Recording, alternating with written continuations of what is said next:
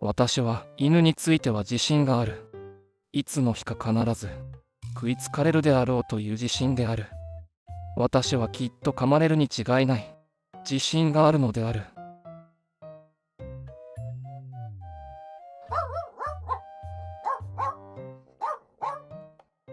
諸君、犬は猛獣である。あの犬の鋭い牙を見るがよい。ただものではない。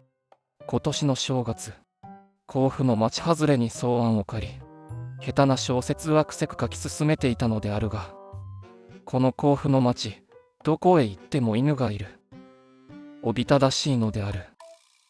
私は実に苦心をした。できることなら、爪当て、小手当て、兜をかぶって、街を歩きたく思ったのである。けれどもそのような姿はいかにも異様であり、風紀上から言っても、決して許されるものではないのだから、私は別の手段を取らなければならぬ。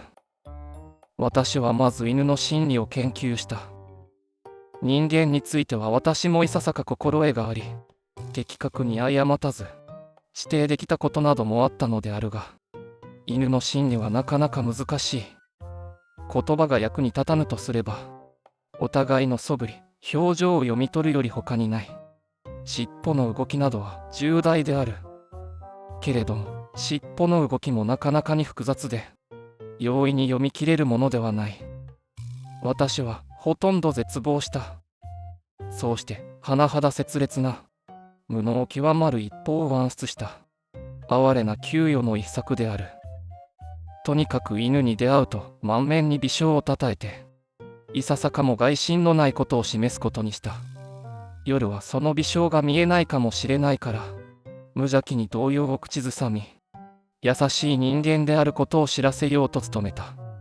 これらは多少効果があったような気がする。けれどもあくまで油断は禁物である。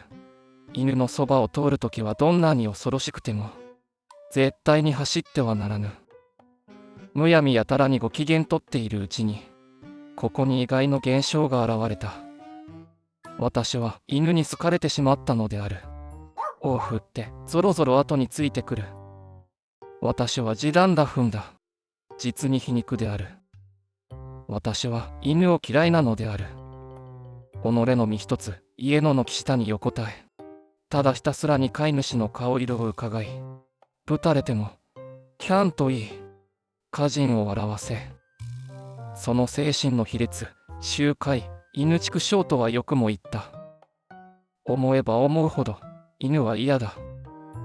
なんだか自分に似ているところさえあるような気がして、いよいよ嫌だ。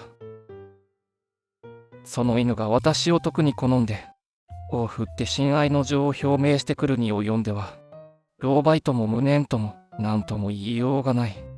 あまりに犬の猛獣性を畏敬し、買いかぶり節度もなく、微笑をまき散らして歩いたゆえ、犬はかえって知己を得たものと誤解し、私を組みしやすしと見て取って、このような情けない結果に立ち至ったのであろうが、何事によらず、物には節度が大切である。